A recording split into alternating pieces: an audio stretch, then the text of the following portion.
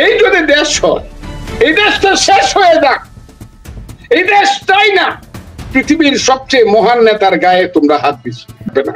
আজকে যারা জুতার মালা পরাইতেছেন, আমি বললাম কিন্তু আমি আগেও বলছিলাম, তাদেরও কিন্তু গলা আছে, জুতাও কিন্তু বাংলাদেশে আছে। জুতা কিন্তু সিরা জুতা কিন্তু চলে যাবে না বাংলাদেশ থেকে। আর যারা আজকে নেতৃত্ব করতেছেন তারা গলাগুলো কিন্তু যাবে না।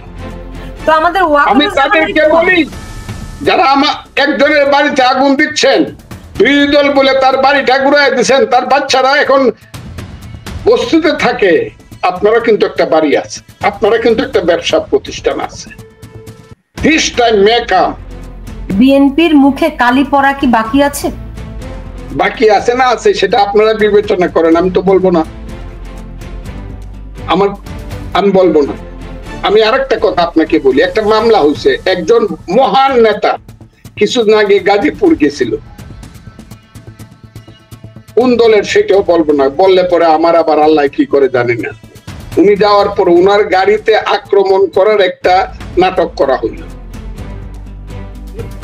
আমি যদি কথা মূল আমার সাথে কেউ চ্যালেঞ্জ করতে পারে, কারণ আমি লয়ার, আমার কাছে কেসগুলো আসে। সেই মহান নেতাকে আক্রমণ করার অপরাধে 100 মানুষের নামে এবং 1000 থেকে 1200 মানুষের নামে বেনামে, যে 100 মানুষ আমাকে আক্রমণ করছে, আরো তাদের এরা আরো বেনামে 1000-1200 লোক ছিল, তাহলে সর্বমোট 1300। সবাইকে খবর দেওয়া হইতেছে, কেউ বেল পাইবা না এই সরকার ক্ষমতায় থাকতে, যেহেতু পৃথিবীর সবচেয়ে মহান নেতার গায়ে তোমরা হাত দিচ্ছ।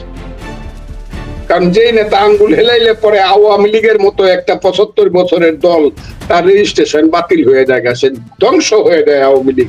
সেই মহান নেতার গায়ে তোমরা হাত দিছ, কাজে তোমরা বেরোতে পারবে না, সব জেলে দেবে। জেলে যাওয়ার সঙ্গে সঙ্গে তার কাছে প্রস্তাব যায়। কি প্রস্তাব? তুমি তো এফআইআর এর আসামি, তোমাকে করা হয়নি, তোমাকে যেহেতু পুলিশ ধরছে, আমাদেরকে দিবা 5 লাখ টাকা আর পুলিশকে দিবা 5 লাখ টাকা। এই 10 লাখ টাকা হলে তোমার যেহেতু নাম নাই, আদি গিয়া বলবে তার ব্যাপারে বেল দিলে আমার কোনো আপত্তি নাই। আমি এগুলা কয়ে দিতেছি কথাগুলা। আর কালকে এসে কেন্দে 3 জনের স্ত্রী আমাকে বইলা গেছে, যেহেতু আমি 3 জনের বেল করাইছি হাইকোর্ট থেকে, ঈদের আগে 3 জনের বেল করাইছি হাইকোর্ট থেকে, একটা বেঞ্চ থেকে দিয়া দিল। কি কারণে দিল আমি জানলাম না, দিয়া দিল বেল, এবং সে তারা বাইরে হয়ে গেছে গা। কাজে আমার কাছে আইসা বলতেছে যে হয় আমাদেরকে আপনি বাইর করে দিবেন, না হলে 25 লক্ষ টাকা দিলে নাম যাদের আছে তাদেরকে আমরা গাজীপুর থেকে বেল করে দিতে পারি। আর একটা মামলার চাঁদাবাজি বলেন আর একটা মামলার দুর্বৃত্তায়ন বলেন, সেই কারণে ওখান থেকে 50 থেকে 100 কোটি টাকা খেলা হচ্ছে, যে এই মামলার থেকে 50 থেকে 100 কোটি টাকা তারা নিয়ে আসবে। এই যদি দেশ হয়, এই দেশটা শেষ হয়ে যাক, এই দেশ চাই না। প্রত্যেকটা মামলায় সব জায়গাতে লাখে লাখে টাকা এক একজন মানুষের কাছ থেকে নেওয়া হচ্ছে, অথচ সেই মানুষগুলো দোষী না। কিন্তু দেখা যাচ্ছে যারা দোষী, অনেক মানুষের নামে মামলা মোকদ্দমা দেওয়া হয় নাই। জিজ্ঞাসা করলাম কেন, বললো এইটার পিছনে ভিন্ন কারণ আছে, এবং সেই ভিন্ন কারণেরটা হইলো অর্থনীতি। আমি আপনাকে বলি, দেশ এইভাবে, একটা হইলো কোন রিয়েল মামলা মোকদ্দমা হচ্ছে না, হইলে পরে চাঁদাবাজি হচ্ছে। 2 হইলো আইনে আদালতে আসলে পরে এই যে অবস্থাটা বললাম সেই অবস্থাটা হচ্ছে। 3 হইলো পুলিশ গিয়া কাউকে অ্যারেস্ট করছে না, অথবা অ্যারেস্ট করার সাহস পাচ্ছে না। মব নামদারি কিছু, কোন সময় কি জনতা, তৌহিদি জনতার নামে, অথবা কোন সময় মবের ছাত্র জনতার নামে, অথবা বৈষম্য বিরোধী ছাত্র আন্দোলন নামে। আর কালকে পরশুদিন দেখলাম বিএনপির নামে। এটা আমার দুর্ভাগ্য। তারা গিয়া তৈরা দিয়া দেয় মানুষে, জুতার বালি দেয় গালে আর গলায় দেয় জুতার মালা। এই যে কালচারটা শুরু হয়েছে, political culture must be abolished. This type of political culture must be abolished forever from this country. নাহলে দেশে কোনো পলিটিক্স থাকবে না। আজকে যারা জুতার মালা পরাইতেছেন, আমি বললাম কিন্তু আমি আগেও বলছিলাম, তাদেরও কিন্তু গলা আছে, জুতাও কিন্তু বাংলাদেশে আছে।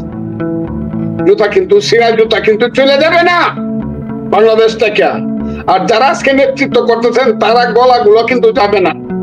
তো আমাদের আমি তাদেরকে বলি, যারা আমার একজনের বাড়িতে আগুন দিচ্ছেন, বিরোধী দল বলে তার বাড়িটা ঘুরাই দিচ্ছেন, তার বাচ্চারা এখন বস্তিতে থাকে, যখন আমার কথাটা আপনাদের মনে হইতে পারে, আমি এই সত্য কথাগুলা বললে কালকে দেখবেন বলবে হুজুর পাগলায় কয় কি, যে কিছু ওই কিছু ধর্ম ব্যবসায়ীরা বলবে। আর ওই মালয়েশিয়াতে বৈশা আছে, এদের চেহারা গুলা দেখি, ওই দূরে বৈশা আছে, এদের চেহারা গুলা দেখি, আমাকে কি বলে সেটা বলবো না, তবে আমার কাছে মনে হয় আমাকে যারা বকাবকি করে সব হইলো স্বাধীনতা বিরোধী অথবা স্বাধীনতা বিরোধীর সন্তান, নতুন প্রজন্ম। এরা আমাকে, আর যারা মুক্তিযুদ্ধ বিশ্বাস করে, যারা মুক্তিযুদ্ধ বিশ্বাস করে তারা ফজলুর রহমানকে কেউ বকে না, এটা আমি বুঝে ফেলছি। এবং এদের মুখ এখন বন্ধ হয়ে গেছে, কারণ আমাকে যদি বকাবকি করে তাইলে মানুষ কিন্তু বুঝে এরা কারা। আমি কিন্তু এদের মুখগুলা, কালো মুখগুলা খুব সুন্দর ভাবে মানুষের সামনে উন্মোচন করতে পেরেছি। এখন কিন্তু আর আগের মতো বলে না 47-এই স্বাধীনতা, 24-এই স্বাধীনতা, 71 আর কিছু না, এখন কিন্তু অত বড় মুখ করে বলে না। তবে এখন শুনতাছি ষড়যন্ত্র চলতেছে, কোন ডেটকে কেন্দ্র করে নাকি বাংলাদেশের সংবিধানটা ছুঁড়িয়া ফালাইয়া দিব। শুনতাছি প্রতিদিন পত্রিকায় আসে, আমি ইউটিউবে দেখি, বিভিন্ন জায়গা থেকে আপনাদের যেখানে বসে আছেন, আমেরিকা, কানাডা, অস্ট্রেলিয়া, ইংল্যান্ড থেকে আমার কাছে আসে যে এই রকমের একটা কি কয়টাকে জুলাই ঘোষণা একটা হবে, যেখানে সংবিধানটা প্রথম ছুঁড়িয়া ফেলে দেওয়া হবে। বাপের বেড়া হইলে সংবিধানটা যদি ছুঁড়িয়া ফেলায় কেউ দিতে পারে এই দেশে, কথাটা খুব ক্লিয়ার, সংবিধান পরিবর্তন হইতে পারে through a process of parliament, কিন্তু যারা সংবিধানটা যদি ছুঁড়ে ফেলায় দিতে পারে 5ই আগস্ট কেন্দ্রিক বা জুলাই কেন্দ্রিক, যারা বলতেছে যে এইখানে আর কোনো থাকবে না, আইন থাকবে না, আদালত থাকবে না, কিছুই থাকবে না, বিপ্লবী সরকার দেশ চালাবে তাদের ইচ্ছা মতো মবের মাধ্যমে, আমি কিন্তু খুব ক্লিয়ারলি বলে দেই, এত ভাত দুধ দিয়া মাখায়েন না, গলায় কাটা লাগবে। কিন্তু এত ভাত দুধ দিয়া মাখায়েন না, এই কাজটার দিকে যায়েন না, এটা করেন না, তাহলে এই দেশের গন্ডগোল আর কোনোদিন মিটবে না, কোনোদিন মিটবে না। যারা এই দেশের নাম পরিবর্তন করতে চান, সংবিধানটাকে যারা ঢিল মেরে ফেলে দিতে চান, যারা এই দেশকে সাম্প্রদায়িক জঙ্গি দেশ হিসাবে পৃথিবীর বুকে প্রতিষ্ঠিত করতে চান, তাদেরকে খুব ক্লিয়ারলি বলে দিলাম, এত ভাত দুধ দিয়া মাখায়েন না, এত সোজা না, এখনো মুক্তিযোদ্ধারা মরে নাই। আপনার একজন বিপ্লবী ডক্টর আলী রিয়াজ, যিনি জাসদ করতেন, বামপন্থী, তারাই তো এগুলো করছে। কে? ডক্টর আলী রিয়াজ। ডক্টর আলী রিয়াজের আমি ওটা ওই শানে নজরুল ডাম পাইছি, শানে নজরুল ডাম পামু। ডক্টর আলী রিয়াজ কে? ওই ডক্টর আলী রিয়াজ ইন বাংলাদেশ। আমার দল যাই বলে আমি কিছু বলি না, এই দেশের মানুষের ব্যক্তিত্ব সব ধ্বংস হয়ে গেছে বলে আমি চুপ করে থাকি। আলী রিয়াজ কে? Who is Ali Riaz in Bangladesh? সে মার্কিন নাগরিক। খলিল কই? Where is Khalilur Rahman? সমস্ত ইস্ট ইন্ডিয়া কোম্পানির লর্ড ক্লাইভ, কালো ক্লাইভদের কাইন্না বাংলাদেশটাকে সাজাইতে চায়। এটার ইতিহাসে কিন্তু এর উত্তর একদিন দিতে হবে, কিন্তু এর পরিণাম কিন্তু খুব ভালো না। দেখতেছি আলী রিয়াজ মাঝে মধ্যে বাগ দেয়, ওই বড় বড় পত্রিকার মধ্যে কথা লেখে আলী রিয়াজ।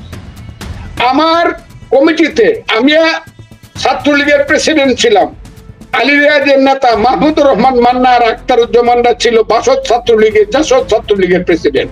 আমরা বন্ধু, আমি আর মাহমুদুর রহমান মান্না, আখতারুজ্জামানরা আমরা বন্ধু। আলী রিয়াজরা তাদের কর্মী ছিল। আলী রিয়াজের মতো হাজার হাজার কর্মী হতভাগা ফজলুর রহমানের ছিল এবং এখনো বাংলাদেশে আছে, এবং আলী রিয়াজকে পড়ানোর মতো কর্মীও আমার আছে। আমি লাগবে না, আমি চ্যালেঞ্জ করলাম, আলী রিয়াজের যে রেজাল্ট তার চেয়ে ভালো রেজাল্ট অন্তত আমার 500 কর্মীর বাংলাদেশে আছে। ফজলুর জন্য 500 আমি বললাম 500 কর্মী বাংলাদেশে আছে। আজকে দেখলাম আমি কোন সময় ফার্স্ট ডিভিশন না পাইলে অনার্সে এমএতে আমি আমার সেন্ট্রাল কমিটির মেম্বার করি নাই। ছাত্রলীগ আর ছাত্র রাজনীতি করতে পারবেন, আপনি আলী রিয়াজকে করতে পারবেন, উনি ঢাকা ইউনিভার্সিটির। আলী রিয়াজকে আমি গণি না, আমি আলী রিয়াজকে গণি না। কথাটা খুব ক্লিয়ার, কাজগুলা করে দেখো। এই দেশ কিন্তু এমনি যাবে না। তারা কোন অধিকারে এত কিছু বেসিক জিনিস করে? আমি সেন্ট মার্টিন দ্বীপ দিয়া দিব, আবার বলছে কি সমুদ্র বন্দর দিয়া দিব। যারা বিরোধিতা করে তাদের প্রতিহত করতে হবে। আমি তো জনাব অধ্যাপক মোহাম্মদ ইউনূস সাহেব, আমার চেয়ে অনেক বড়, আপনি 9 বছরের বড়, আপনাকে আমি শ্রদ্ধা করি। আপনার মুখ থেকে এই ধরনের কথা শুনতে চাই না, আমি বিরোধিতা করি। এখন আমার প্রতিহত করেন। আমি চট্টগ্রাম বন্দর দিব না, আমি বারবারই বলি আমার মা গরিব। জুতার মালা পরিয়ে দিবে, আমি তা দিতে পারে। আমি খুব ক্লিয়ারলি বলছি আমার মা গরিব, আমার দেশ গরিব। দেশ হলো আমার মা। মুক্তিযুদ্ধের মাধ্যমে আমি দেশ সৃষ্টি করছি, এর নাম বাংলাদেশ। আমার মা গরিব, তাকে আমি সুন্দর শাড়ি পরাইতে পারি না, তাকে আমি ঠিক মতো ভাত খাওয়াইতে পারি না, ওষুধ দিতে পারি না রোগে সুখে। কিন্তু একজন জমিদার যদি এসে বলে আমার মাকে বিয়ে দিলে পরে সে বেনারসি শাড়ি পরাবে, আমাকে যদি বলে তোর মারে আমার কাছে বিয়া দে, আমি বেনারসি শাড়ি পরাবো, আমি সেই জমিদারের কাছে আমার মাকে বিয়া দিব না। এই কাজটা জনাব ইউনূস সাহেবরা কইরেন না, কইরা দেখেন কি হবে। এখন যখন তখন কিছু হবে কিনা জানি না। এখন তো ওই দেওয়ারটা কেউ খাল দেওয়ারটা কেউ পিছাইছেন, এটা কি কয় বাংলায় কয় করিডোর, খাল ইংরেজিতে কয় করিডোর। দেওয়ারটা কেউ তো পিছাইছেন, চ্যানেল দিতে চাইছেন। না না না, আমরা দিব না। সেন্ট মার্টিন দ্বীপ থেকে কালকে ফোন আসছে, কক্সবাজার থেকে, কালকে না পরশুদিন আমার কাছে ফোন আসছে। সেইখানে বলা হচ্ছে সেইখানকার আদিবাসীদেরকে, যারা আবাসী, যে তোমরা অন্য জায়গাতে স্থান দেখো, সমুদ্রের ওই পারে কক্সবাজারে, আমরা তোমাদের টাকা দিয়ে দিব, এখান থেকে তোমাদের চলে যেতে হবে। আমাকে ফোন করে বারবার বলা হচ্ছে। আমার সেন্ট মার্টিন দ্বীপ কি কাউকে দিয়ে দেওয়া হয়েছে? তা না হলে 10 মাস যাবত আমরা ওখানে যেতে পারি না কেন? ইউনূস সাহেবরা আমার সংবিধান বদল করে দিবেন, আমার মুক্তিযুদ্ধ ফালায় দিবেন, মুক্তিযোদ্ধার গলায় আপনি জুতার মালা দিবেন, গালে জুতার বাড়ি দিবেন, আমার চট্টগ্রাম বন্দর দিয়া দিবেন, আমার দেশের ভিতর দিয়া যুদ্ধ করার করিডোর দিয়া দিবেন, আমার সেন্ট মার্টিন দ্বীপে স্টিমার লাগাইবার জায়গা দিয়া দিবেন। আর আপনি মনে করছেন এটা কি এমনই একটা গরু বাছুরের দেশ, যে দেশটা যুদ্ধ করে আমরা স্বাধীন করছি, সেই দেশের যোদ্ধারা এখনো মরে নাই? আপনি এই দেশটা এত কাকের দেশ বকে খাইলো কেন? এত সোজা মনে করতেছেন কেন?